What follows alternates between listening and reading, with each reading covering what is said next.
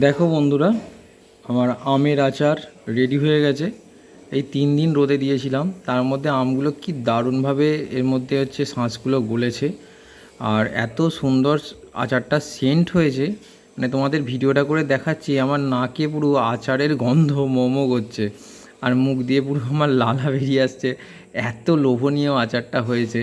মানে আচার আমি এর আগেও করেছি, কিন্তু এবছর আচারটা জাস্ট ফাটাফাটি হয়েছে। এই দেখো বন্ধুরা, দেখছো তোমরা এর গাটা দেখো কি অসাধারণ হয়েছে। তোমরা এই পদ্ধতিতে একদিন আচারটা বানিয়ে দেখো, জাস্ট অসাধারণ হবে। আর আমাদের চ্যানেলটা একটু লাইক, ফলো, সাবস্ক্রাইবার করে দিও কাইন্ডলি। Thank you. নমস্কার বন্ধুরা, রান্নার পাঠশালায় আপনাদেরকে স্বাগত জানাই। আজকে আপনাদেরকে দেখাবো আমের আচার, কাঁচা আমের আচার। তো তার জন্য আমি এখানে নিয়ে নিয়েছি মৌরি, জিরে, মেথি দানা আর গোলমরিচ। এবং এর সাথে আমি কিছু গুঁড়ো মশলা যখন আচারটা বানাবো তখন ওতে অ্যাড করব, কারণ সেইটা আমার অলরেডি আগে থেকে আমি ভাজা করে গুঁড়োনো আছে। তো এই যে আমার দেখছেন, এই যে মৌরি আর আপনার জিরে, আপনার গোলমরিচ আর মেথি, এই চারটেকে আমি দিলাম।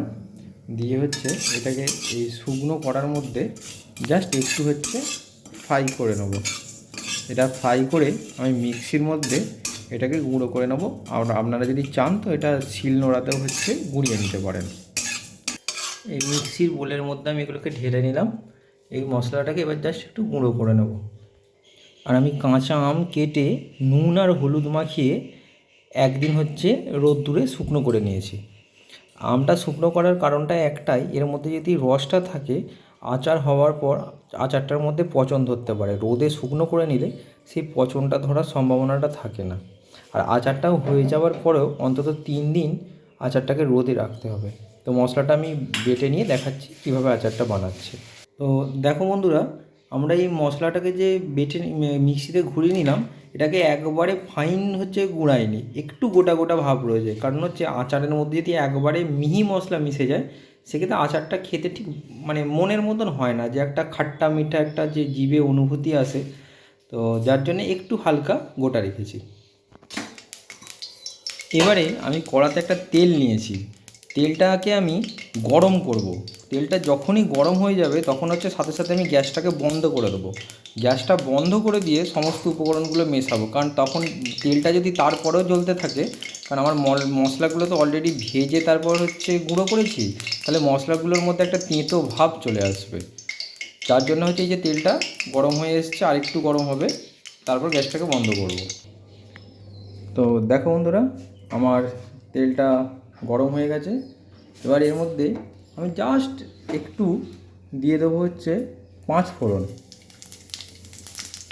দিয়ে জাস্ট একটু হালকা নেড়ে নিলাম।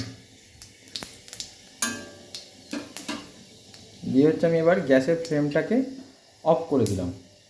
এবার আমি এটার মধ্যে দিয়ে দেবো একটু ধনে গুঁড়ো,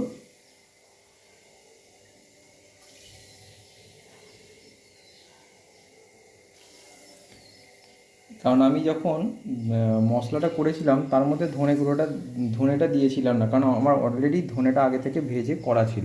তোমরা সমস্তটা একসাথে করে নেবে। এবার আমি যে মশলার মিশ্রণটা তৈরি করলাম সেইটা এর মধ্যে ঢেলে দেব, এই গরম তেলটার মধ্যে। আমার গ্যাস কিন্তু বন্ধ করে দিয়েছি, যেটা এবার এই ফুটছে সেটা ওই তেলের গরমে। এবার আমি খুন্তি দিয়ে এটাকে একটু হালকা নেড়ে দেবো, যাতে মশলাটা ডেলা পাকিয়ে না যায়। আমি এটার মধ্যে দেব লঙ্কার গুঁড়ো। আমি দিলাম অল্প একটু লঙ্কার গুঁড়ো, কারণ আমি আচারটা খুব বেশি ঝাল বানাবো না। তো তোমরা যদি ঝাল বানাতে চাও তার জন্য লঙ্কার গুঁড়োর পরিমাণটা একটু বেশি দিতে পারো। আমি এটার মধ্যে দেব এবার একটু কাশ্মীরি লঙ্কার গুঁড়ো। আমি অ্যাড করে দিচ্ছি একটু কাশ্মীরি লঙ্কার গুঁড়ো, কারণ আমের আচার একটু লাল না দেখতে হলে ভালো লাগবে না। তো এটাকে আমি এবার এর মধ্যে দিয়ে দেবো আমি আর একটু নুন, কারণ এর মধ্যে একটা সমস্ত মশলার উপাদান জিভে পড়লেই একটা চটপটা স্বাদ আসাটা দরকার। তো নুনটা আমি একটু আমে মাখিয়েছিলাম, তো যার জন্য এখানে একটু নুনটা হচ্ছে পরিমাণ মতন অল্প করে একটু দিলাম।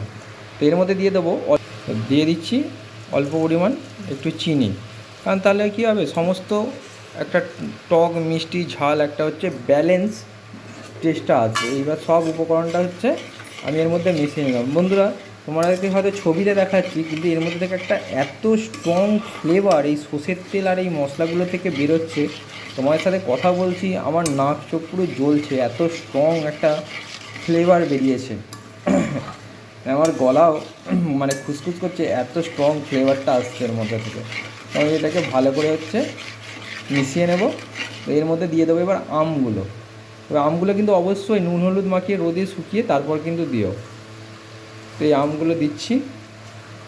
আমার গ্যাস কিন্তু টোটালি অফ, তোমরা ভেবো না যে আমি গ্যাস জেলে করছি, যে আমার কড়াটা গ্যাসের ওপর বসানো ছিল, সেই জন্য আমি কড়াটা এখানে রেখেই হচ্ছে করছি। তো এইভাবে হচ্ছে এবার এটাকে মিশিয়ে নেবো এই পুরো আচারটা আমগুলোর মধ্যে। আর জাস্ট কিছুই না, যাতে সমস্ত আমের মধ্যে পুরো মশলাটা ভালোভাবে লেগে যায় সেইভাবে একটু নেড়ে চেড়ে নিতে হবে পুরো আমটার মধ্যে। তো দেখো বন্ধুরা, আমাদের আচারটা কি দারুণ হলো, মনে হচ্ছে যেন পুরো মানে দোকান থেকে কেনা আচারের মতন দেখতে লাগবে।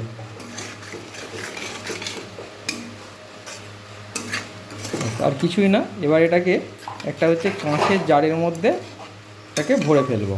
ভরে এবার হচ্ছে 3 দিন এটাকে রোদ্দুরে রেখে দেবো। তো তোমরা এইভাবে আচার বানিয়ে 6 মাস 1 বছরও রাখতে পারো। তো এই কি যখন দেখবে বাইরে কড়া রোদ উঠেছে, মাঝে মাঝে আচারটাকে অন্তত মাসে একবার হলে একবার রোদে রেখো। তাহলে কী হবে, এর মধ্যে যদি কোনো ফাঙ্গাস বা কোনো কিছু তৈরি হয় আচারটার মধ্যে, তো হিটে সেগুলো নষ্ট হয়ে যায়। সেই জন্য মাঝে মাঝে আচার রোদে দিলে আচার ভালো থাকে। তো আমার এদিকে হচ্ছে আচার তৈরি করা রেডি হয়ে গেছে। আমি এটাকে এবার একটা কাঁচের জারের মধ্যে ভরে নেব।